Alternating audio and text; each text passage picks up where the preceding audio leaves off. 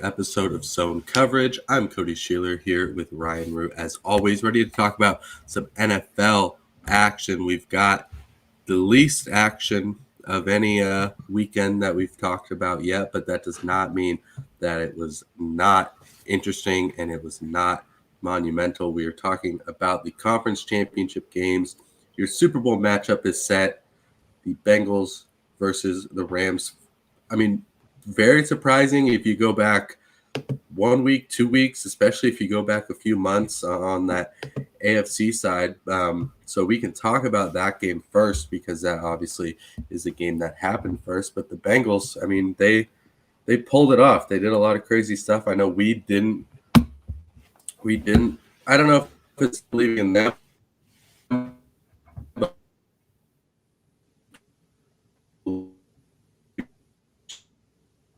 I'm thinking Cody disconnected from the call here.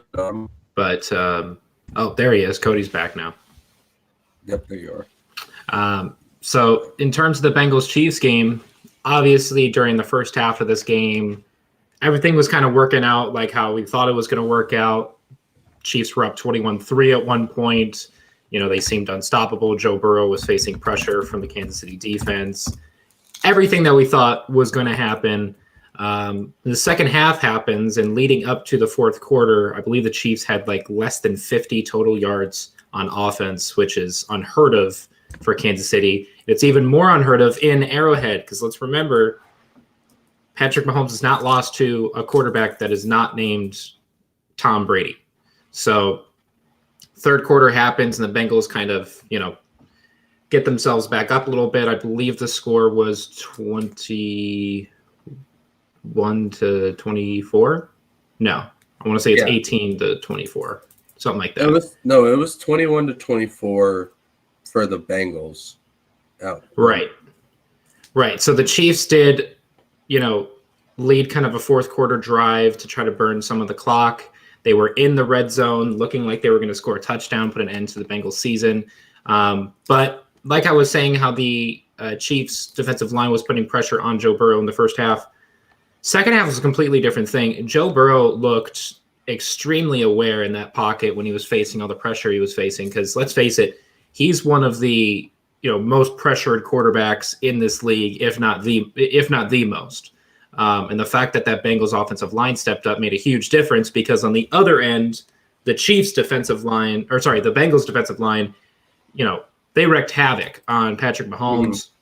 Mm-hmm. They got them to settle for a field goal in the red zone to take this game to overtime. And I think we were all thinking the moment the clocks hit triple zeros and we're thinking, great, here we go again. So they go to the coin toss. Bengals call heads. It ends up being tails. And the entire Kansas City stadium, Arrowhead Stadium, just erupts with cheers. And everybody in America just got up from their seats and probably left the living room for a second, as I did. Because, we've been down this road before. And even Josh Allen tweeted saying just pain on Twitter. And I don't blame them. But the Chiefs were not as lucky this time. In fact, Patrick Mahomes threw a late drive interception that was more of kind of an arm punt, so it wasn't too detrimental. But Joey Burr, he goes up that field, gets it on the 15, 12-yard line. Evan McPherson, the rookie kicker who's probably entered the top 20 kickers of all time conversation, and he's not even done with his first year. Oh, yeah. They iced the game in Arrowhead. I didn't think it could be done other than, Tom Brady, of course. But this Chiefs team lost at home in the AFC Championship to a team that was projected to get 5-6 wins. There's a lot to take with this game. But, obviously, I'm very excited for the Bengals. And like you said, we doubted them. We really did. We doubted them. And I was one of those people at the beginning of the playoffs saying, the Bengals are going to do great. They're going to win against the Raiders. And then when they face the Titans, they're going to win against the Titans. But then there was the Chiefs. And I was like, okay. Mm-hmm. Now we're done. But they just took down the Chiefs. So, what's to say about this Bengals team now, It's usually Cinderella stories do come to an end. at some point, and I thought it was going to be that time. Usually, especially in professional sports, we see the team go on the crazy run, and then they face the like juggernaut team and they lose. That's kind of what we're used to. The teams always, the teams you expect to prevail always prevail. Now this was different, and Joe Burrow is getting a ton of credit, deservedly so. But I mean, like he played well. He made incredible plays with his legs. Both quarterbacks were, but I'm coming away with this thinking that I feel like people are giving a lot more credit to Joe Burrow than not necessarily he deserves, but they're not really spreading it, I think, equally to the rest of the team. Or because if you remember that last drive, that's the offensive line, Joe Mixon. Like they made that drive. Of course, yeah. They were passing it to him every time. I mean, they're running it to him every time. Not to say that Joe Burrow was like bad or anything, but I mean, 250 yards, 2 touchdowns, a pick. Like he's not having these incredible games. It's really more of a team thing for the Bengals. So like if I'm looking at kind of some unheralded players that deserve some credit, offensive line is certainly number one. Joe Burrow just sacked one time. Obviously, yes, he was pressured quite a bit. He was able to escape, but I mean, the fact that they only allowed 1 sack is pretty crazy. As well as I mentioned, Joe Mixon, he averaged over 4 yards per carry, and on that last drive, he was the one that was getting all the yards. I mean, Evan McPherson, I think, is getting adequate credit. People are talking about him, but I mean, holy crap, he won the last game for them, the Titans game. I mean, not only did he literally win it with a kick, he won it by scoring most of their points because, I mean, last game, the Bengals offense wasn't that impressive. And then you look at the defense. I mean, Jesse Bates makes an incredible play on that Tyreek Hill pass to get the interception. Von Bell's getting, all the talk on social media, but that was a great play by Jesse Bates. And then the defensive line getting pressure on Mahomes, getting fumbles when they are getting sacks. And I mean, the one fumble they were a hair away from picking up that fumble. Yeah, but Trey Henderson and Sam Hubbard. I mean, Sam Hubbard was basically spying and then rushing and getting to him. And Zach Taylor. I mean, I don't think I've heard enough Zach Taylor stuff because this wasn't Joe Burrow just going out there and dominating. And yeah, he made plays, but I mean, this was a team effort. The defense played great. The offense, had a plan. And I mean, it wasn't Joe Burrow and Jamar Chase going out there and doing their thing like it was the last time these teams played. So, I mean, this was Cincinnati being a complete team. I mean, we'll see how much longer it lasts. We're not going to talk Super Bowl today. We'll talk full Super Bowl on next week, so make sure to tune into that. But, I mean, the Bengals did something that was starting to feel kind of improbable in professional sports for teams that don't go into the season as a favorite to make it there. I mean, we don't have to talk NBA, but you look at NBA, there's about 6 to 8 teams maybe that are going to win the title at the start of the year. Everybody else, you're just battling for a spot. Maybe you do what Atlanta does. Atlanta last year makes it to the conference finals, but then they lose. Like that tends to happen. But the Bengals are trying to prove that wrong and saying the NFL is still a sport where you can come out of nowhere and be good enough to get to the Super Bowl, maybe even win a Super Bowl because it's a team sport and you can do that. And I mean, obviously, you got to get a guy like Joe Burrow, who is, quickly becoming one of the best quarterbacks in the league. But, it's not predetermined from the start because a lot of people were thinking, oh, it's Chiefs Bucks again. Oh, then, Bills and Packers and all this. And, it's not. It's Bengals. But on the other side, I just need to segue into this. I feel good about this because this is our preseason pick. I can't remember legitimately getting one of these preseason picks to make it to the Super Bowl right in a really long time. I don't know if I've ever actually successfully predicted one. I was a big Saints guy the past couple of years, and they kept losing in devastating fashion. Well, I'm sure when the Seahawks won their first Super Bowl, you were probably like, we're just going to go again next year and the year after that and the year after that. So you got to write the next year, right? I mean, yeah, sure. But I mean, like, since like the last few years when I've actually been trying to like, look at the league and not be like, yeah, the Seahawks, let's do it again, but being like, this is my pick. This is who I believe in.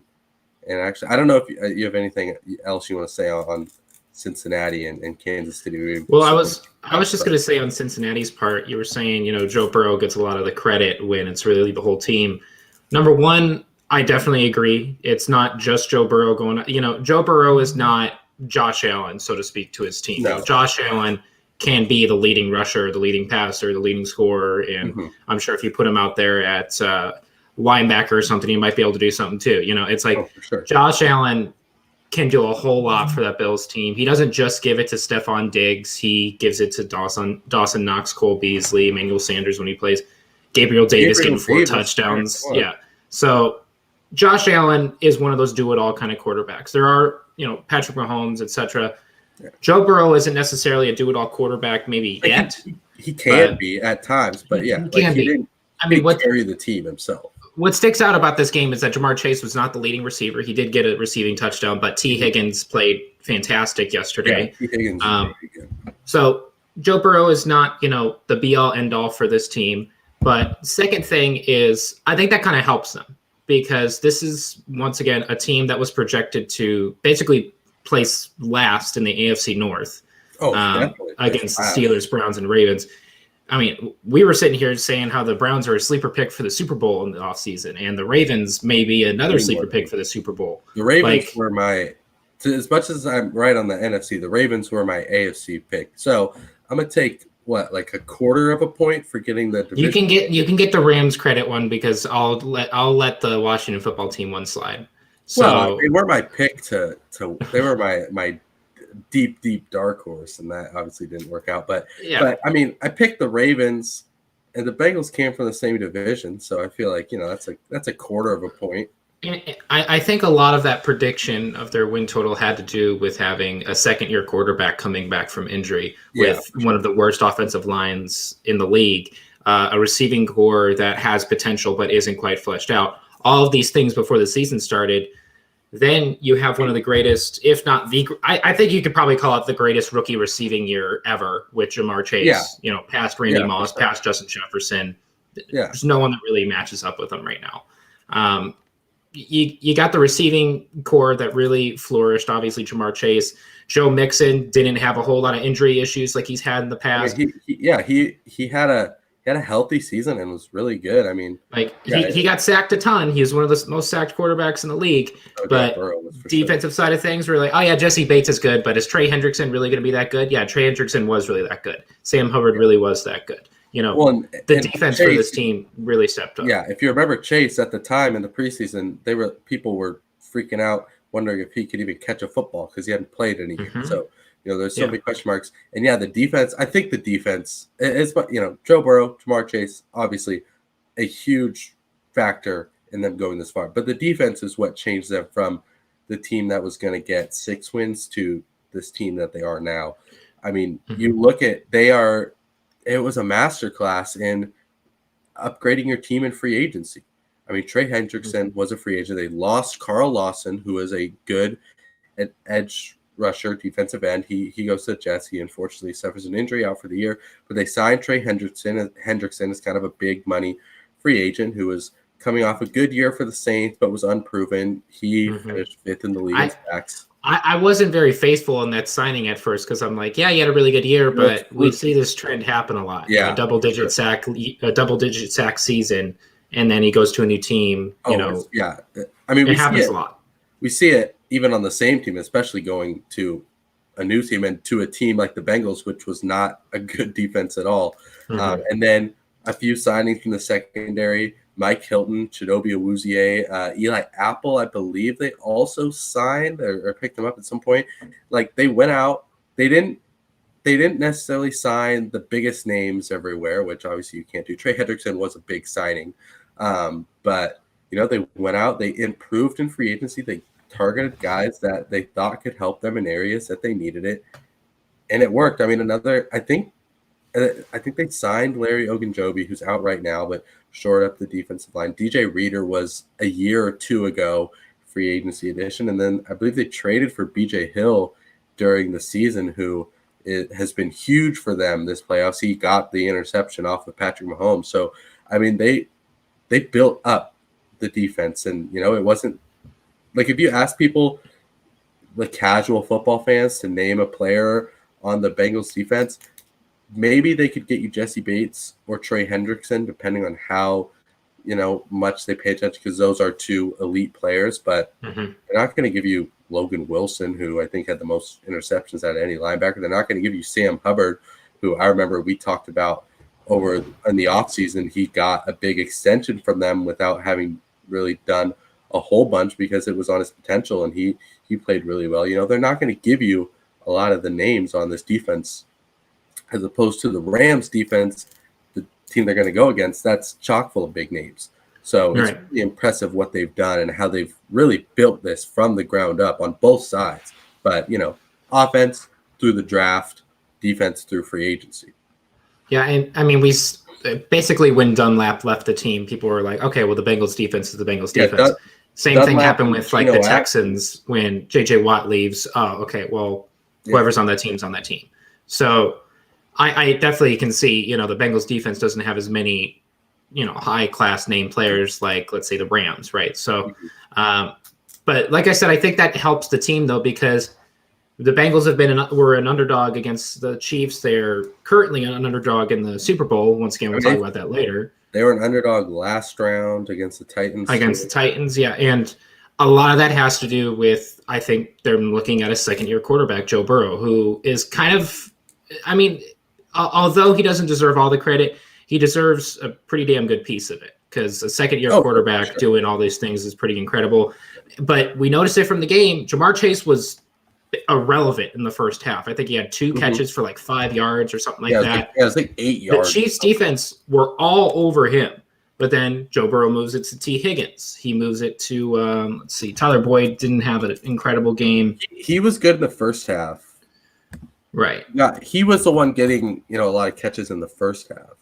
And then Uzama, I think is how you pronounce his last name. He got Uzama. Yeah, he got possibly a torn Achilles. Yeah, he was a big.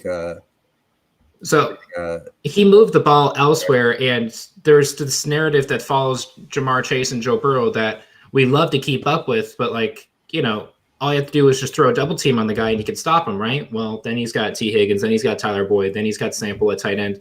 And then when you double one of those guys, guess who's wide open in the end zone for a 50-yard touchdown? And that's what helps this team a whole lot. And we're going to have to see how they perform 2 weeks from now, but we can talk about the Rams game now, which I'll just say it. Right. I want to say one more thing. You mentioned Joe Burrow's second-year quarterback. I mean, 1.5. He played 10 games last year. But the thing that I think, you know, was something you can knock him on coming out of college and now has turned into one of his biggest strengths is he's 25 years old. Like, he's a second-year quarterback, but he's older than Lamar Jackson. He's the same age as Josh Allen. He's a few months younger, and he's 1 year younger than Patrick Mahomes. So, yeah, he's not, you know, same draft class as Justin Herbert, where Justin Herbert's a lot younger. But I think that helps is he's more mature than a second-year quarterback. So now, you know, it's coming around and, you know, being helpful. It was something you could say, oh, no, he's, you know, so old, 23 for a rookie quarterback. Oh, my gosh. But, you know, he's entered that conversation with those guys, and, you know, rightfully so, because he is the same age. So I think, you know, while he's a second-year quarterback and really doesn't have a ton of experience because he only played 2 years at LSU, he's got the, you know, seasoning and the maturity, and, you know, which I think has, you know, been something that's helped him and is really, you know, came through in these playoffs for sure. Yeah, this is what the Bengals wanted number 9 to do 15 years ago in Carson Palmer, and it never worked out. So Joe Burrow's doing the number good justice. You know, he's going out there and he's putting up good games, and they get to go to the Super Bowl for the first time in over 30 years. It's incredible. All right, now I cut you off, but now what were you going to say about the this Rams game was not nearly as entertaining. 75% of it was quite boring, not necessarily, Super Bowl 52 I mean, was the boring between was Rams. I think that was the the Rams half Patriots one. The first half of the AFC game was boring. No, because we got to see Patrick Mahomes throw touchdowns to Tyreek and Travis Kelce and Hardman, but and but also I think if it had the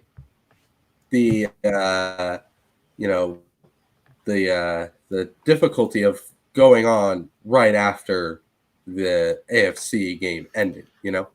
So did all of last weekend's games. Yeah, but what that's a unicorn in of itself. Sure. Like if it was flipped around in the NFC game, which is down to the wire, all that fun stuff, and then the AFC game goes and it starts becoming low. The second half is going to get you in no matter what, but you're going to have a different reaction when you just watch a really close game and then you go, oh, it's the start of a Chiefs blowout. And yeah, it certainly wasn't played as well, but I mean, it ended up being a close game. It's funny. I went into this weekend. I didn't say it last week because I didn't think of it yet, but a few days ago, I changed my mind. And I go, I think this week's going to be boring. I think we're going to get boring football games because I feel like in sports, you get this crazy weekend and games and all this stuff, and you go, oh my God, it's happening. And then the next round kind of lets you down. You see it in March Madness quite a bit where, oh my gosh, look at these games. And then you get the Gonzaga UCLA buzzer beater in the Final Four, and then you get the national championship. Yeah. Or you get all this cool stuff. And, I feel like it's happened a few years, especially with the Chiefs. Oh, you get these close Chiefs game and then they go to the next round and then they blow out the other team because, you just had the AFC championship game, You just had the NFC championship game with Tampa Bay and LA. I thought maybe we were going to get some of that. That did not turn out to be the case. Now, last week obviously was better, and last week was one of the best weekends of football that there ever will be. But we got two games that went down to the wire once again, and we're now on. Now the Rams-Niners game did not end on the last possession, so that was a streak of 5 straight that ended. But yeah, I guess that would have been 5 straight with the Bengals game. No, it was 5 straight, but it was a 1-score game, so that and a few kneel downs away from a buzzer beater or a walk off, however you want to call it. Yeah, this game was intriguing to me before kickoff even happened because, of course, the week leading up to this game, Niners fans were going to ambush SoFi with the amount of support they had coming last week. I was like, get ready. The Niners fans. And SoFi tried to keep Niners fans, contained, like, oh, only this many can come in. If anybody watched the game, I'll have you know right now, I want to say 3/4 of that stadium was red. Like, there was red everywhere in the stands. There were Niners fans everywhere.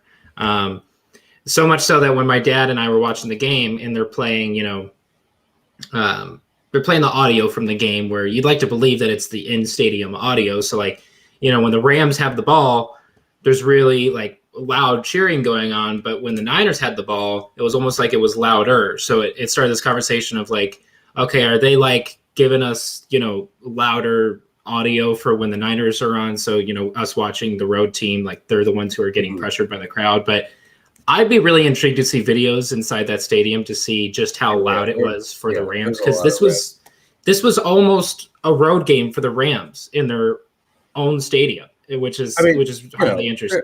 A lot of Niner fans there. This is one of the most historical NFL franchises there is, going against a team that's in the year. But Leonardo DiCaprio was there for the Rams, which shocked me, but.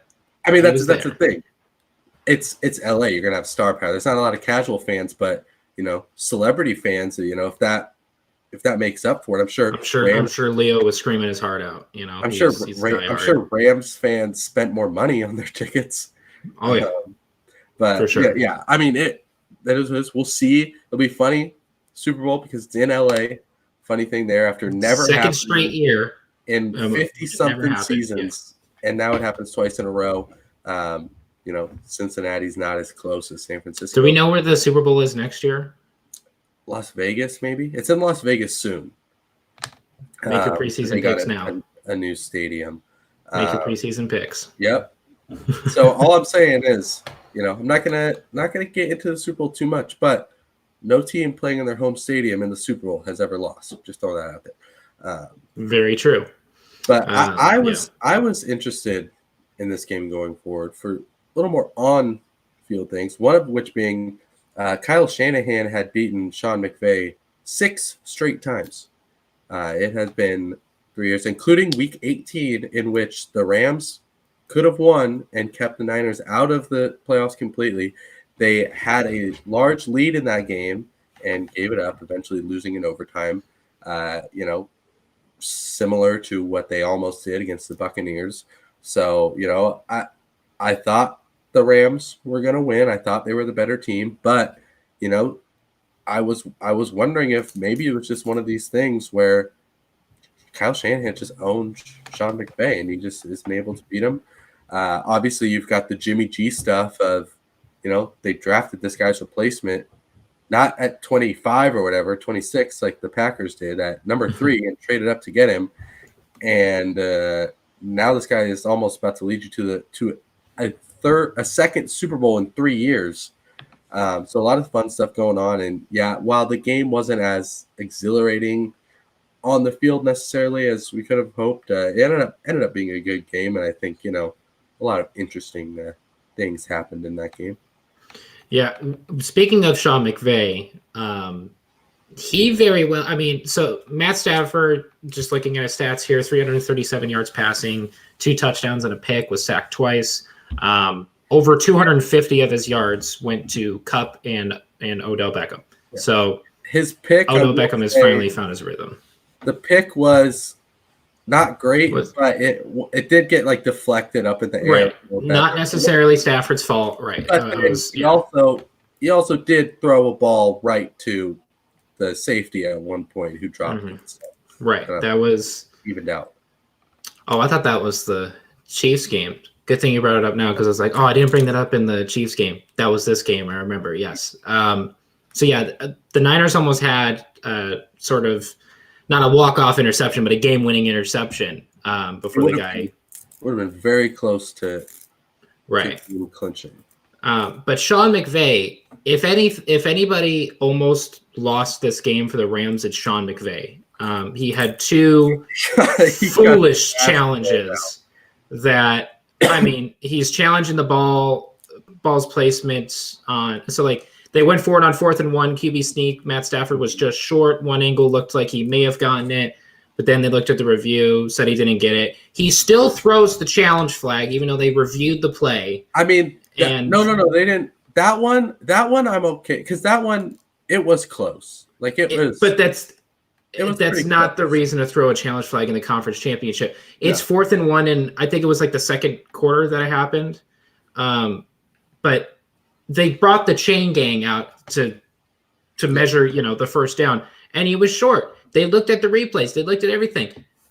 You lost. Get over it. Go on defense. You're defending Jimmy G after all. So, stupid challenge there. And then they had another challenge. The second one was bad. Yeah, the second one was really bad because I believe it was the Niners on 3rd down. He was challenging the placement of the ball not being a first down, I believe. No, I think or the fumble, I think. He was challenging the fumble. They did a fullback dive on 3rd down. They stopped him in the backfield. Got it to the too, but the ball pops out. He's throwing a challenge, his last challenge, his last timeout. When you throw that challenge flag, you've got to have your guy in your ear watching it, telling you with 100% certainty that this will get reviewed. Because you see those challenges sometimes. They throw it and it's because they know it's going to get there's no more, it used to be, maybe they'll the challenge used to be hey, please look at this, because we didn't have its technology. Now it's, hey, they got this wrong. Let's overturn it. But Sean McVay did it as let's make sure, let's see if it's a fumble. It wasn't a fumble. Added challenges. It's even extra stupid to throw the challenge when it ended up being 4th down regardless. Yeah, and I get it because you get the ball there, but then the Niners go from lining up to punt till they bring their offense out. It was only to try to draw them off sides, and they ended up punting. Mm-hmm. But if you gave them time to figure out a play and then they go for it, that would have been extra bad. But yeah, I mean, we talk the timeout management is something that is it's underrated. It's always a topic around all of football, whether you're burning them too early or you're not using them when you want to. Every person who plays Madden feels like they can do better than some coaches, which in some cases is definitely true. But this was odd, and luckily it didn't end up being an issue. And the third timeout that he lost was due to them avoiding a delay of game penalty in like the third quarter or something. He didn't want to lose those 5 yards. I think it was on like first down that they were going to get a delay of game, uses a timeout. So that happens. He was just throwing those timeouts like he was getting them for, you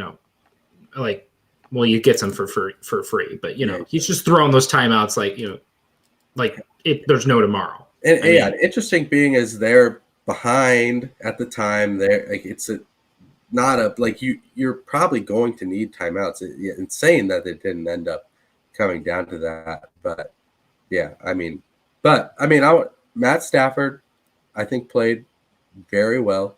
Did what he had. Cooper Cup. Yeah, just throw it up to him. And Odell Beckham Jr., we've talked a lot about these playoffs of him kind of redeeming himself and being like, he didn't ruin Baker. Baker ruined him. Right. But, what a godsend for them to now not only, they lost Robert Woods right after they signed him, which sucks, but he's one of the most talented wide receiver twos in the NFL. He may be, outside of Chris Godwin or something. Yeah, you've got Godwin, and you've got great schemes and stuff. But in terms of talent, I guess DK Metcalf would qualify as a wide receiver too. If not him, Tyler Lockett, both of which are Pro Bowlers. So but in terms of talent, and not only that, but the fact that you have the best wide receiver in the NFL this season on the other side, so you definitely have to throw. You can't play the hot hand. You can't, it's Odell's game, let's focus on him. No, you have to focus on Cooper Kupp. So Odell's getting one-on-ones all day. And then you throw in Van Jefferson and Tyler Higbee went out with an injury, which hurt them. But I'm talking to one of my friends. Ben Skoranek dropped a touchdown in the end zone. That's a touchdown, Matt Stafford. We even saw a drop from Cooper Kupp at one point where I swear the entire stadium gasped. Yeah. And then the very next play, toe tap catch, first down. I'm like, okay, there we go. But, at halftime, I forget what it was. It was, 10-7? It should have been at least 17. They missed a field goal. They dropped a touchdown. The Rams were underperforming at the time. They really needed to turn it around. It took them a while, but, maybe it was good. The Rams, when the Rams have the lead, they seem to want for it. So, them playing from behind was a good thing. I'm very impressed with the Rams defense, I think. Not necessarily great statistically, but didn't get a ton of pressure, but I think you saw it when it matters on that last drive. Aaron Donald and Von Miller got in there. Von Miller made some plays. Aaron Donald was just a beast in there. They didn't really allow the 49ers to run it a bunch on them, which is kind of what they've been doing. And, they ended up playing a better game, I think. Yeah, and just checking out, we obviously saw a fantastic touchdown from Deebo Samuel, a fantastic receiving touchdown from him. Also led the team in rushing. He's just a one-of-a-kind receiver, had just under 100 yards of total offense, but he did have one of the team's touchdowns, the other one being to Kittle. If someone's going to look back at this game and see the stop that the Rams made against the Niners and see Aaron Donald walk over to his own stands and is just talking all this smack saying, I'm going to get a ring. And someone's going to look back at this game not knowing that there are tens of thousands of 49ers fans in the stands. They're just like, why are you talking smack to your own crowd? But in terms of the last drive, I'm just getting ready for the Jimmy G excuses that are going to follow him, because let's face it, the game sealing interception was laughable. I mean, sure, but also, I mean, it was kind of over at that point. Like, not really when Patrick Mahomes goes up the field in less than 13 seconds and kicks a field goal, and they had timeouts I'm talking too. about. So. I'm talking about in the second before he flings it to Hasty. I mean, he's about to get sacked. Take the sack. You have a timeout. Suck it up. It's gonna be It's gonna be 4th and 20. You know, like. Jimmy G is supposed to be the guy. He's supposed to be able to do that, I thought. I've talked about it for weeks. Jimmy G is not the lead a game-winning touchdown drive quarterback. He's not hold a lead in the playoff game guy either. I mean, you've got to be like you've got to surround him with a team that exists and wins, not in spite of him, but around him. He's not like. Is it his fault that they lost? No, it's not. It's not solely his fault that they lost, just like it's not solely Joe Burrow's doing of winning that game. Like if anything is the Niners' fault, it's the defense for dropping a potentially game-sealing interception, for letting Cooper Kupp run all over him, which, let's be honest, I don't even know if any defense can really stop that man from getting 100 yards receiving. Which, with this game getting 100 yards receiving, including the postseason, it's the most 100-yard games in a season ever. Yeah. Like more than Jerry Rice. More than Michael Irvin. More than Michael Irvin. More than Terrell Owens. Randy Moss. Names go on. Like that just goes to show that Cooper Kupp's just going to keep going out there and making plays. But in terms of this Niners team, obviously you have to turn ahead towards Kyle Shanahan one more time because, yes, they went to an NFC championship for the second time in 3 years. Last year was just an absolute disaster for injuries. But Kyle Shanahan, it looks like he can get you to a certain point because he's been to 2 Super Bowls. He's also lost 2 Super Bowls when he's had large leads. I mean, you have to look at Kyle Shanahan. Is he going to get fired? No, I'm just saying you have to take into account Kyle Shanahan's ceiling now. But in terms of Sean McVay, almost throwing the game for the Rams at times, timeouts are timeouts, but they do mean something late in the game. Sean McVay still shows that, in my opinion, other than Belichick, he's the second best quarterback or the second best coach in this league. I firmly believe that. He's going to the Super Bowl again, and if there's any time for him to win a Super Bowl, it'd be in his home stadium, right? Yeah, I mean, especially because the last time he went to a Super Bowl, it was not great. Insanely boring. Okay. So bad that the Fox halftime crew just forgot about it and said the Rams were looking to make their first Super Bowl since they moved to LA. Now, I don't blame you for trying to forget about Jared Goff and Todd Gurley and what happened in the most boring Super Bowl of all time. But I used a real specific stat with that one, yeah. Yeah, but it did happen because they were in LA when they went to the Super Bowl. But the Rams look a lot better. And I just want to say, yesterday, I believe, was the 1-year anniversary of the Stafford trade. I don't believe it was like transactionally completed, but it was agreed upon. I thought it was made after the season. I forgot that it was in the postseason. I think it was, like I said, I think it was agreed on, but it doesn't go through until, the off season or whatever. Like, I don't think you can technically trade players now, but they had agreed on it. It was going to happen when it opened up. But I mean, the trade's worth it for, I don't care how many first round picks you have. The first round pick in this next draft would not lead you to a Super Bowl. That trade is incredibly worth it. Matt Stafford has now proven that, Detroit, it's not me, it's you. It was Detroit's fault that Stafford was being held back because he's a damn good quarterback. And, he finally gets his shot on a good team, good offense. Not even the best defense LA's had in a few years, but good enough. And, he can do he's probably at the bottom of the tier of quarterbacks that can take you to a Super Bowl, Well, I mean, right, that can take you to a Super Bowl, right? He's officially now, at least for sure, in that conversation. Nobody can say, well, he's never won a playoff game. He's in a Super Bowl. You can put him I've talked about how I think you've got the Jimmy G, Kirk Cousins, Derek Carr type where you can go to a Super Bowl if you have a really, really good team surrounding them. We've seen it close with Cousins and Case Keenum, and obviously Jimmy G did it. You build an incredible team around a guy like that, he can get you there. But now Stafford, I think, is now vaulted into that tier of, as long as you have a good team, he's a good enough quarterback to get you there. I mean, we talked about during the regular season when they went through their weird stretch, it was Stafford keeps throwing picks and pick sixes and terrible decisions. He threw his first pick in the playoffs, and it was, like I said, little behind, tight window to Cup in the end zone, gets deflected. It's a pick, but he's not been making terrible decisions.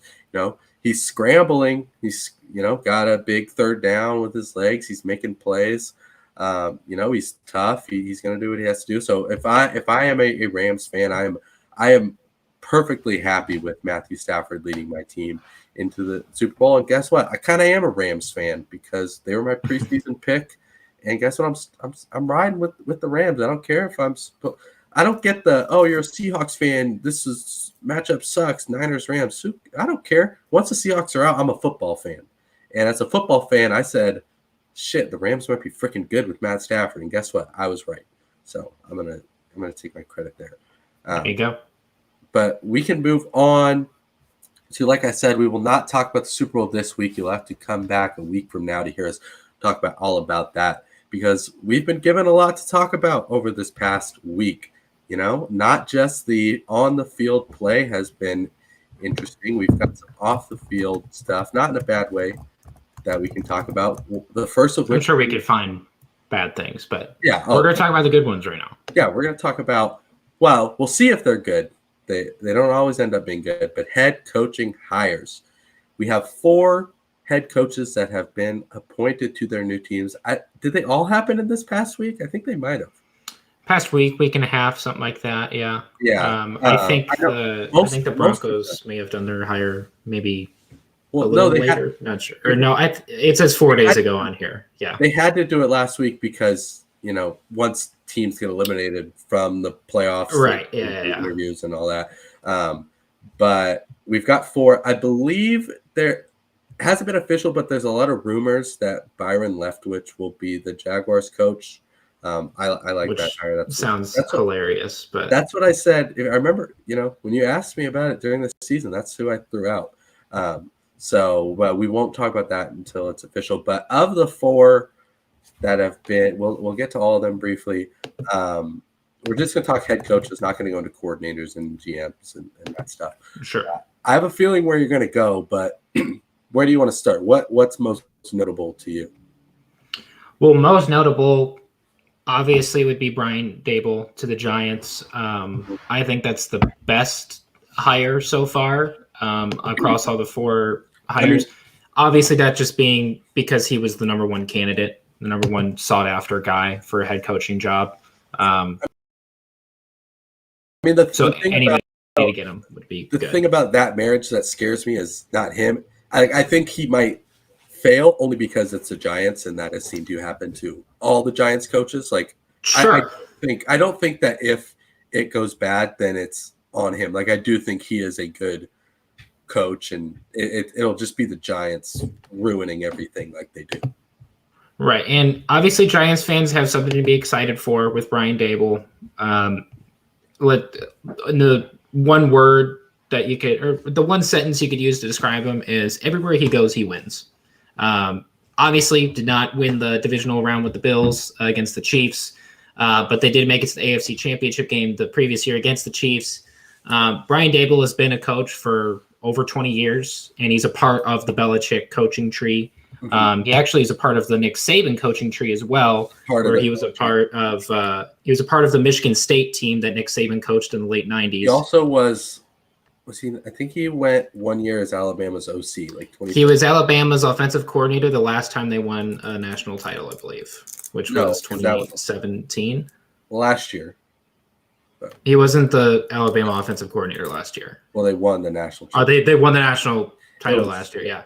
I forget how many they lose at this point, but in 2017, he won a national title 1 year at Alabama. Yeah, right before he became the offensive coordinator. Right, sure. It's Alabama. I'm sure if you're the water boy at Alabama, you could put national title on your resume if you want. But he's got 5 Super Bowls with the Patriots, being a tight ends coach, receivers coach, quarterback coach. He's part of, like I said, the Belichick coaching tree. The guy wins, and he's been winning a lot. I want to say one thing. It's different when the winning is on you now, obviously. And I will say, do you want to boast Bill Belichick coaching tree? Do you really want to boast that? Because you know who else? Yeah, because I guess Bill O'Brien is on. Right, is that his name? Right, the Texans coach O'Brien. He's the most successful one, probably. Eric Bieniemy, Romeo Crennel. I mean, and there's what's his face that used to be on the Lions. I'm reading the Belichick Brady book right now, the Patriots book, and they talk about how all the Belichick hires and everything has been great, but Brian Dable's a good coach. We'll see how it plays out. Obviously, the one thing I'll say is start snatching up this Daniel Jones stock, because you're looking at the next Josh Allen right now. Baby. Well, that's the thing that sticks out about this hire, is that Daniel Jones is at quarterback, and will he be in the near future? I mean, I don't know the details of Dable's contract. I don't know how many years he's there. I'm assuming like 3 or 4 or something like that. But I think we can all agree that Daniel Jones is probably not the guy for at least New York. I'm not. Maybe not the guy at all. I'm not agreeing on that, baby. He's becoming Josh Allen next year.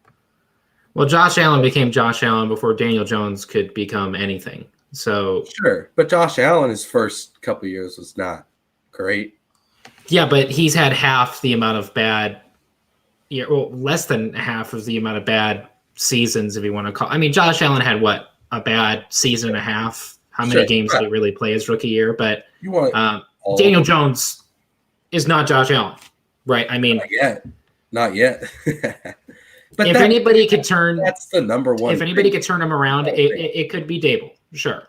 And you got to think. You also, if you're thinking about this from Dable's perspective, he probably, I don't know if he could have had any of the jobs that were out there, but you got to think that he's had options. Like, he probably could, like, something about this New York job was the most enticing to him. Now, I'm not saying that the Saints were offering him, or, these teams that, the Vikings weren't necessarily offering him, but, you got to think he also didn't have to take the Giants job if he thinks, he's going to flame out. So now I'm sure there's a commitment beyond Daniel Jones. We'll see, but maybe he thinks that there's something there with Daniel Jones. We'll see, but certainly, that is the most interesting thing about that hire, is you've got the guy who, helped orchestrate Josh Allen's, emergence from inaccurate, gunslinger to one of the best quarterbacks in the NFL. Now he's taking on the other tall, lanky, running quarterback in the NFL. So the only other thing I think could have gravitated him towards the Giants job was, I saw rumors for the Miami gig as well. Mm-hmm. But he coached Tua. That's why. Yeah. So there could have been a connection with Miami there, but another reason he may have signed with the Giants, although they play in New Jersey, Dable is from the Buffalo area originally, so relatively close to home, relatively close to the family. His first head coaching job, might as well be close to home if he can. Also, go to Miami, play, the Bills and the Patriots every year. Probably not what you want. It'd be interesting. I'm sure he was just like, I couldn't help you, but please go win. But I want to move on to another one. I think this one is really quite interesting. It is Nathaniel Hackett to the Denver Broncos. Now, I don't know. Nathaniel Hackett is worthy of a head coaching job just on his own merits. He's been the Green Bay offensive coordinator. Like, he's a good coach. But the gears and the wheels are turning. The Denver Broncos, who have been the number one suitor for Aaron Rodgers for, as long since the draft when it was thrown out there, now hires Green Bay's offensive coordinator, who, you got to start to think, all right, what the heck is going on here? Like, is this push for Aaron Rodgers legit? Now, if I'm Aaron Rodgers, I'm not going to leave the NFC and go to the division with Patrick Mahomes and Justin Herbert, and the conference with Josh Allen and Joe Burrow and Lamar Jackson. I'll stick in the NFC, which doesn't have great quarterbacks. But the only other team for him that I see rumors for is Pittsburgh. So also, one way or another, he's switching conferences, I think. Aaron Rodgers, just freaking stay in Green Bay. It's still your best option. Just stay in Green Bay and lose in the playoffs. Stay there, but at least you'll make it. But I mean, it's really interesting. We'll see what happens there. But that's certainly, the what everybody's kind of. I don't know if they're talking about it, but they're at least thinking about it. Is what's the connect? Obviously, the connection is there. What does this mean for that move? Because let's face it, John Elway has made is he the GM anymore? I forgot. I don't think he is anymore. He's not. He's a few years ago, year 2 ago, he stepped down from making. He's still in a role there, but he's not they don't have a general manager. General manager is George Patton or whatever. It's like probably like the Cowboys don't necessarily have a general manager. They have what's his face? Jerry Jones. Like that, where John Elway was the president of team operations and made personnel decisions. He no longer makes the personnel decisions. They have a GM who is, like I said, who's pretty well regarded. People like him. So John Elway, who couldn't draft a quarterback for the life. He couldn't draft a quarterback, but he made a big time signing one year with Peyton Manning. Sure, so but the Broncos have been down this path before. Yes, they signed Peyton Manning, but I'm not going to give the Bucs credit for deciding to sign Tom Brady. Come on. Sure, he got it, but everybody would have known. Try to go get Peyton Manning if you can. Tim Tebow, not the answer. And Denver is not one of those markets like Jacksonville or let's face it, Buffalo to bring in people off of the area that you're recruiting from. Like Jacksonville is not necessarily a sports city. They can say Duval all they want. They're not really fans of their team. Buffalo is a great sports city, but it's freaking cold. So unless you're going to LA or Tampa or Miami, there's these big hotspot cities. Denver's right up there. Obviously it gets cold and, the weather's not the greatest. Elevation is a little bit different to play with, but it's a good sports city, right? So they have that going for them. They have a good history behind them. Great young receiving core for him to get behind with Jerry Jeudy, Cortland Sutton, Tim Pack, maybe Gordon can finally put it together in the backfield alongside the rookie running back they got. Yeah, he's the guy. Gordon might be. I don't know, but and then the defense always seems to be good. So this head coaching job, from what I've seen, or this head coaching hire, it could be really, really good, or it could be, he's our coach now. This was one of the best, I think, available jobs. You just got to figure out quarterback. And now, Nathaniel Hackett's going to have to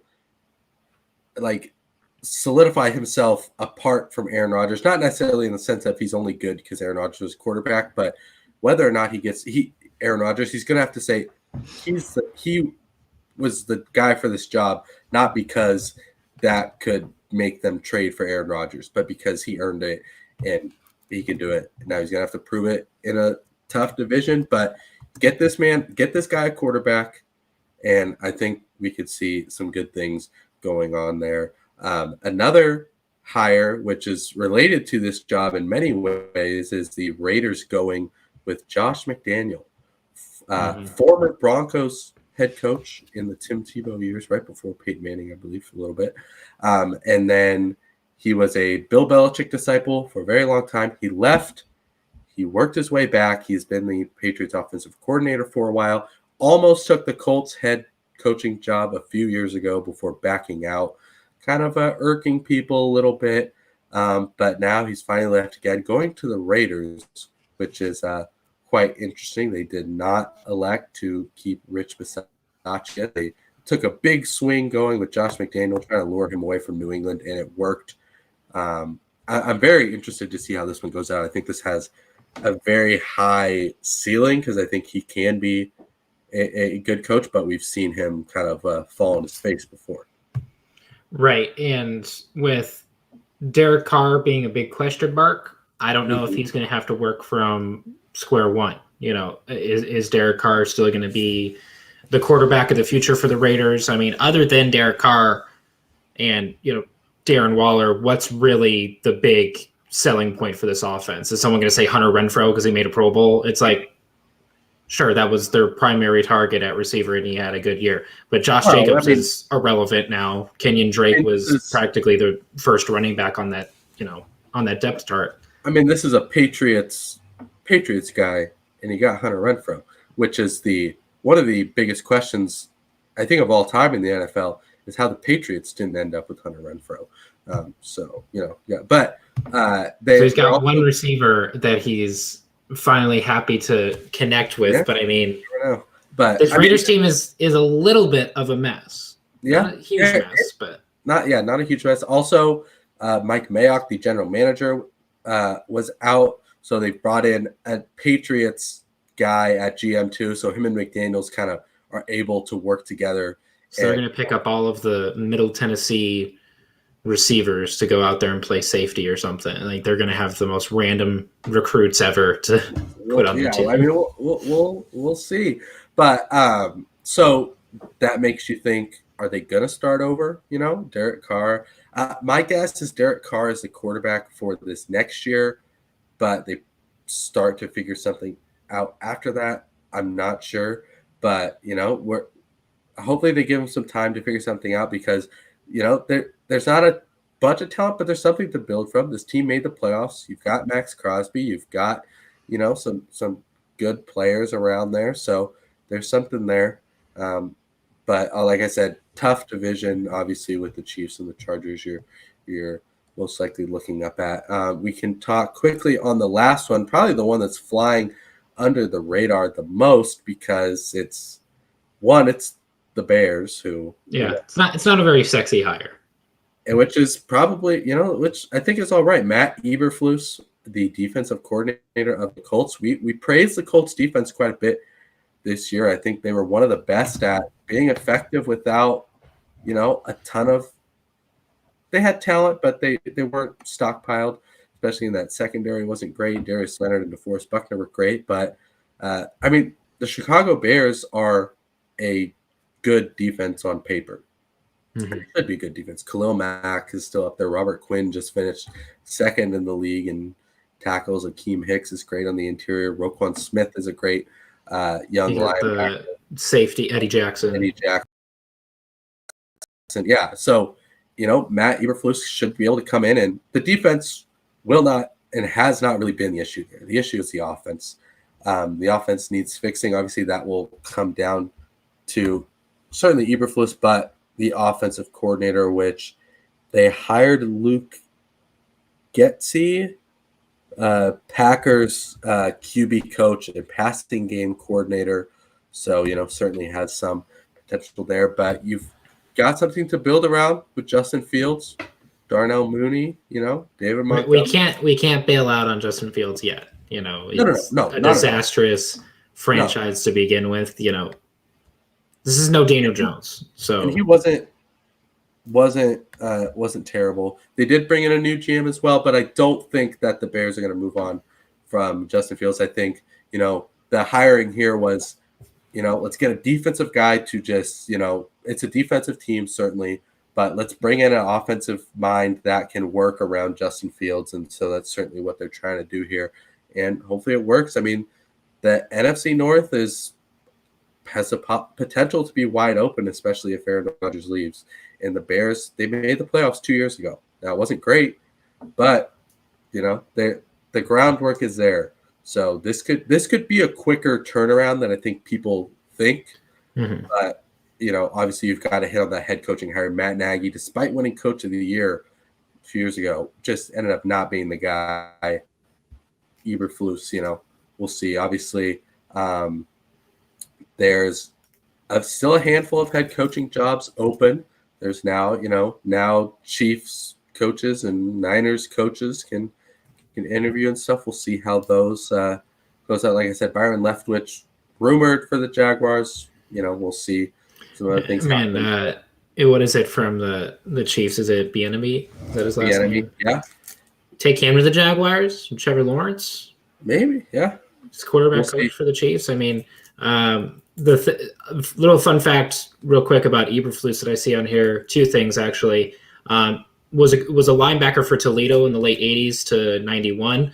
He played for Nick Saban, fun fact. But he was also the passing game coordinator for the Cowboys from 2016 to 2017, a.k.a. Dak Prescott's rookie year when they won the division. Ezekiel Elliott, Dak Prescott put on a show. So, young quarterbacks getting it together with young quarterbacks on here. So Justin Fields has the potential to have a turnaround season. That offensive line needs to give him maybe a second of time. But they got to rebuild. There's a lot of stuff they have to figure out. This can't just be make a difference now or you're done. We got to kind of work from the ground up with the Bears. Here. What I'm hearing is Jason Garrett coaching tree. So just want to throw that out there with Eberflus. Sure. But let's move on to from the new guys coming in to the old guys heading out. Maybe. Obviously, the biggest news to happen was Tom Brady leaked that he was retiring. Then he said, I haven't made up my mind yet. To me, it seems like a move made out of spite because I don't believe Adam Schefter is lying and or making stuff up. I think somebody who had insight on the situation told him that, and he reported it like he's supposed to do. And now Tom Brady's saying, whoa. Because I do agree, Tom Brady did not want to announce it last week. Tom Brady will wait. He would wait until after the Super Bowl and all this stuff. So, I mean, Schefter wanted to pull the trigger on releasing the news when he's got trusted sources all throughout the league. Schefter did his job. He is the most trustworthy reporter in the NFL.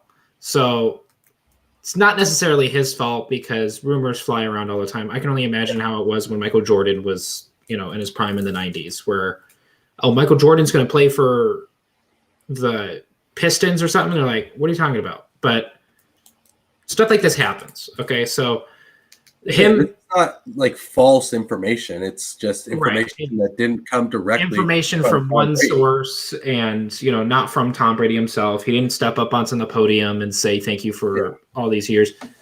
So it was shocking to me when I first heard it because I'm like, wow, it's just like that, huh? Like you lose with less than a minute left in the game and you're just like, oh, okay, so I'm not good enough anymore. Like we've been saying it for the past few years now. We don't know when he's going to retire. Big Ben, we could figure out when he was going to retire. Peyton Manning, we could figure it out. Drew Brees. Tom Brady, he just keeps freaking playing. He just keeps winning. He goes to a new team, wins the Super Bowl in the first year, makes the playoffs and wins the division at least this year with the Buccaneers. But it could be something out of spite, like you said, because I think this kind of puts the Buccaneers a little bit on their heels because, let's face it, they have a lot of drama. I mean, if Tom Brady does retire, if he's out, first thing, that means Gronk is gone too. Gronk came back to play with Tom Brady. Gronk did not come back to play with Kyle Trask, and Gronk probably was likely to retire anyway. But the Bucs are going to be screwed. They do not have a backup plan. I don't know if they're screwed is the thing because there's a few quarterbacks that maybe or may not be on the move, depending on what things going on. I'm sure they don't want to start Kyle Trask week 1 either. I wouldn't. But I'm not saying Aaron Rodgers is going to go to Tampa Bay because we haven't heard jack about that. Yeah. But Aaron Rodgers, you got Derek Carr, you got Jimmy G, you got all these quarterbacks that are on the verge of moving teams. They brought in Jimmy G. That would be so freaking funny. It would be hilarious, yes. Are the Bucs a Super Bowl contender? With Aaron Rodgers, probably yes. But are they a Super Bowl without Brady? No.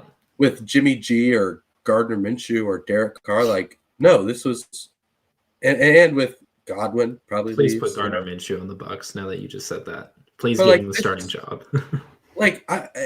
They'll be fine, but they're a top tier team because of Tom Brady, especially this past year where he led the league in yards and touchdowns. I mean, he's playing great. Which, a crazy stat about that I found out is the quarterback who leads the league in passing yards, or it was touchdowns, but we'll say passing yards for this example. Quarterback who is the passing leader at the end of the season has never won a Super Bowl. That is funny. So if you ever see someone leading the league in passing yards, you can pat them on the back, but that's true because they're not going to win a Super Bowl. The record was when Manning lost to them every single year. Seahawks. That's interesting. Offense isn't the thing, but yeah, I mean, I don't know. I still think that Tom Brady will end up retiring because I think that was his plan. I think one thing he can see that the Bucs are probably not this huge juggernaut team he expected. I think he's kind of done it. Nice to leave on not a high note as a team, but certainly individually with one of his most impressive seasons. Or maybe Belichick called him and he's like, "Look, I'm going to trade this kid for you. Can you just come back?" Like, yeah, we'll see. I'm done with this guy. He gave me 1 year. We got embarrassed by Buffalo. Just come back. Like, or maybe he went up against Matthew Stafford and he said, "Oh shit, I'm never beating this guy." So maybe Matt Stafford is the goat killer. Who knows? I mean, Sean McVay is the goat killer. All I'm saying is, Sean McVay had lost to Brady in the Super Bowl. Yeah, but he gets the last laugh. So all I'm saying is Tom Brady's got to live with that. Matt Stafford, Eli Manning, Nick Foles, Mark Sanchez, they never lost to Brady in the playoffs. He's going to have to deal with that his whole life, unless he plays for 10 more years and just wins more Super Bowls. And hey, send him to Carolina or something. Send him to so you can go up against the Buccaneers in the division. I'm just saying, like, anything's freaking possible for Tom Brady, I think, right now, because there's nothing that's truly locking him down to Tampa Bay. The timing didn't seem very Brady-like. It's not very ethical, No. So I agree. We'll see what happens. He might play another season because it was his plan all along, or because he is tired of the way people dealt with him. I don't know if we'll see I'm retiring after the season thing. I don't know. But what we do know is he's not hanging around too long, and he's still at the top of his game. Another quarterback retired probably a bit too late. Maybe somebody should have leaked his retirement maybe a year or two ago, and that's Ben Roethlisberger, because he is officially retired, now leaving the Steelers in an odd place. We're going to see a lot of quarterback movement this year with teams needing one, like Pittsburgh, maybe Tampa Bay, New Orleans, all these teams, and then Pittsburgh needs the guy. So and then players not, wanting to stay. Aaron Rodgers, Derek Carr, Russell Wilson. We'll see. And to top it off, it's not a great quarterback draft class, so we're going to see. It's a lot of stuff. Rely on that. No. But yeah, Ben Roethlisberger got obviously an admirable career, great career. Did not go out on top, but like he did make the playoffs. He I don't know what there's to say about him. It sucks to see a guy kind of go on his back like that, but great career. He'll be in the Hall of Fame. Not everybody can have the Peyton Manning walk-off retirement with a Super Bowl. Well, even right. Peyton Manning did not play great that whole last year. That whole defense was just like, Peyton, just go out there and hike the ball. We'll figure it out. Not everybody can have that Peyton Manning retirement. Like, Phillip Rivers never got to make the Super Bowl. Drew Brees wasn't back in the Super Bowl after 2009. I mean, Big Ben, at the end of the day, you have more Super Bowls than Aaron Rodgers. So we're that with you. I mean, Big Ben, you have to at least put him in. He's a first ballot Hall of Famer, and he's arguably the best Steelers quarterback of all time. Maybe you could say he is. He's the best Steelers quarterback of all time. The only other person is Terry Bradshaw that comes to mind because he's won them however many Super Bowls.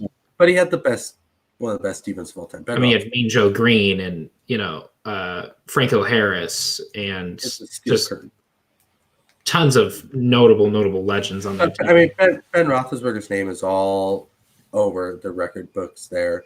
And he's played with so many. I mean, think about it. I don't even think most people know who Hines Ward is anymore, or maybe a little more people know who Troy Polamalu is. And you got just because of Head and Shoulders, and the linebacker for the Steelers back in the day who got the pick six in the Super Bowl. James Harrison, who was one of the meanest defenders out there, like all time. I mean, he's played with fantastic legends. He played with Antonio Brown during his best years. Antonio Brown was considered one of the top 10 receivers of all time with the trajectory he was going with Pittsburgh. He's played with so many different players. The Steelers are one of the best run franchises there is. I think they've had like three. They do things right. That's a great franchise to play for. He's played his whole career there. Very good career. And I mean, he could have gone out on top if the Chargers didn't mess that up. Ben Roethlisberger could have won his last game. Yeah. Right off into the sunset of an overtime win against the I'm telling you, he was cheering for that tie watching the game. Yeah. I think so. But we saw it coming. It was, it probably should have been last year, but we'll see now the Steelers are in a weird place. But one thing that we did not see coming was Sean Payton stepping down from the Saints as head coach. I guess it's not technically a retirement. We'll see if he comes back, but he is no longer the Saints head coach. I saw something that he may have said he retired, but it's for sure he stepped down. It's listed on the NFL transactions thing as a stepping down, not necessarily a retirement. I don't know what the difference is, because is it just because he's not coming back to football? I don't know who would want him is the thing. He's a little bit past his whole. Obviously he's past his prime, but he's past his whole image and everything. I mean, he was playing dress up for the past couple of years. After Drew Brees left, he's been playing dress up. 1 year because he didn't have a quarterback. But I mean, 2 years ago, this was what team were they really?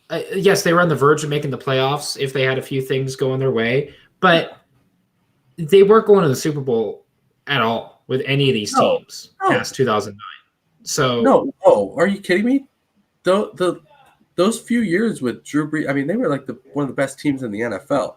But they never reached their 2009 potential ever again. Sure, I mean, Michael Thomas broke the record for receptions. Of a miss. Now Michael Thomas is one of the most valuable, irate, rambunctious players in the league that's not even playing right now.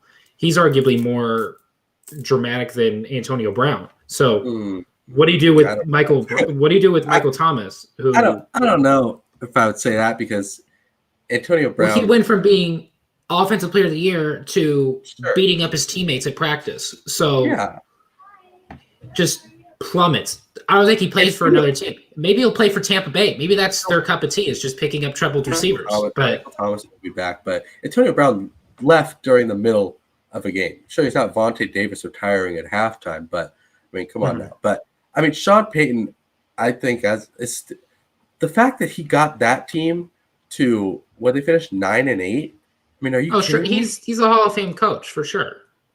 Saying he's if you give him any of these rosters that are in the playoffs right now, he would have them as the Super Bowl favorite. He's still an incredible do you think, if he was the coach of the Niners, would they be in the Super Bowl right now? I don't know about the Niners, because Kyle Shanahan has such a unique system there. If you made him the coach of the Niners this year, I don't know. What if he was the coach of the Broncos? But I mean, how many coaches right now would you rather have than Sean Payton? I'd say 5, maybe. I would say probably 10 if I could think of them. 10. I mean, 10. I would have I would have 3 in the NFC West right there. You got Matt LaFleur, Belichick. That's 5 right there. I would not. I would have Sean McVay over Pete Carroll. Well, sure. I'm not. Pete Carroll's not in this list. I would have Sean McVay over Cliff Kingsbury. You would have what? You're saying? Yeah, you mean Sean Payton? Yeah. Sean Payton over Cliff Kingsbury. But those guys have potential.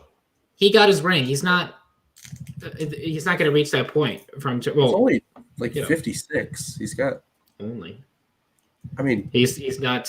What he's like 20 years older than Sean McVay.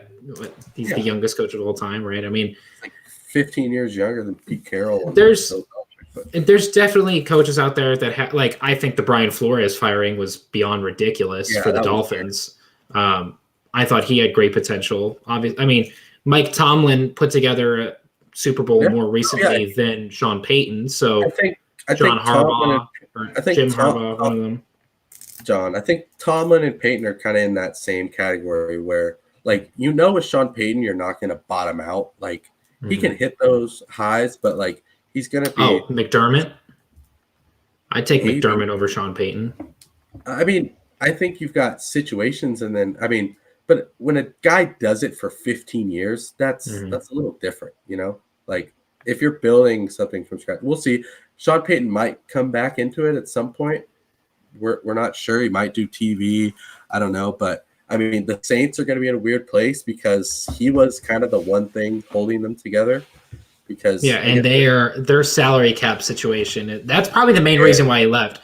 Their salary cap situation is beyond awful. I don't even know if Kamara is going to like being there or even be there at the end of them figuring that whole thing out. Somebody's. I mean, they're going to have an intriguing roster with, like you said, Kamara, some talent on that team, but it's not set up to succeed right away. Like Cam Jordan, I think, is done. Lattimore is not going to be on the team.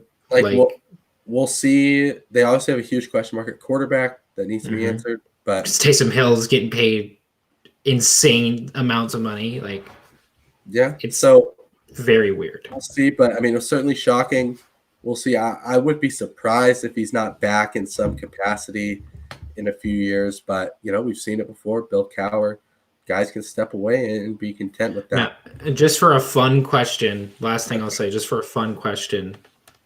Does Drew Brees have any potential here? As a coach, probably not.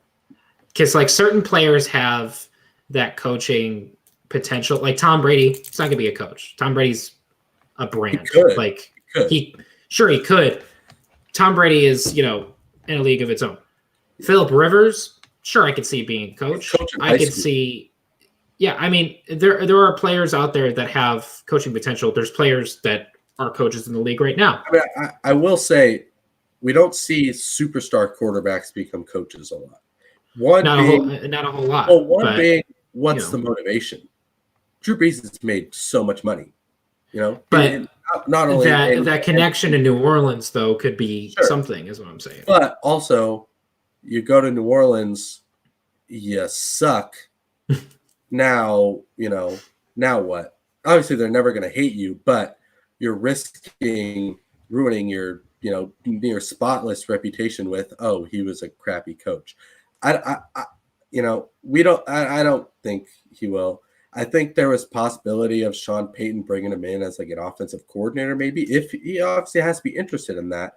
But and honestly, the better money is in TV right now. Of course, and Drew Brees is doing fantastic on TV right now. The better money and the more consistency and long-term options with a way better schedule and way better hours is in TV. So I don't think there's anything there. I know Sean Payton said he endorsed Dennis Allen, the defensive coordinator. Might be smart to stay in-house. I think, when teams lose coaches for reasons that are not the coach sucking, we talk about in college football quite a bit, going in-house isn't necessarily a bad thing because you can kind of keep the same thing, which isn't, sure, it's not leading to Super Bowls, but, they could also fall, down a lot worse if it leads to that. So we'll see what happens. Obviously, there will be a handful of more coaching hires come in the next few weeks, probably. I'm waiting to see if Urban Meyer gets hired. Oh yeah, for sure. It's just New Orleans. He's going to go right to New Orleans. Why wouldn't you want one of the worst NFL? Where the Chiefs are just so fed up with Andy Reid making 3 straight AFC championship games. The only coach in history to make 3 straight conference championship games in 2 different conferences. Oh, yeah. Andy Reid, he's just done. Give it to Urban Meyer. Give it to Jim Harbaugh. Yeah. But yeah, Jim Harbaugh, he's a name to watch out there. But that'll do it for us this week. Thanks for watching. Remember, next week at this time, we'll be talking all about the Super Bowl. So come with your predictions and your guesses and whatnot, as we will. Excited to get into that. Pro Bowl this weekend, I think. I don't know. I don't give a shit about the Pro Bowl. Yeah, let's see if anybody watches it. We're not going to talk about. I don't even know if they make money off of it anymore, to be honest. I don't know. Russell Wilson just got named to the Pro Bowl. So. Woo! So Joe Burrow wasn't even a Pro Bowler. He's like, all right, I'll just make the Super Bowl. Yep, that's fine. I mean, was Matthew Stafford a Pro Bowler? I don't think either. I don't think so, because Kyler Murray was the other quarterback. It was Tom Brady, Aaron Rodgers, Kyler Murray, I believe. So that goes to show, Yay, Pro Bowl is fun. People get snubbed all the time. I guess we should have done our Pro Bowl prediction here, but we're not. No, we're not going to go into that. Reminder: it doesn't deserve the attention. You can follow Dash Sports on socials: Facebook, Instagram, Twitter, and TikTok, as well as subscribe to the Dash Sports YouTube channel. If you want to go back and watch what we said about last week, go ahead. Skip to the Rams and Niners part because we got that right. Don't watch us say the Chiefs are going to win. But if you want to see how wrong we were, you can certainly find a lot of those throughout the year. But subscribe to that. You can see when I put my faith in the Panthers and you put your faith in Washington. You can see that too. You can see when Ryan had Sam Darnold on his MVP ballot. Week 3. It was week 3. Still looks bad. But that will do it for us this week. Thank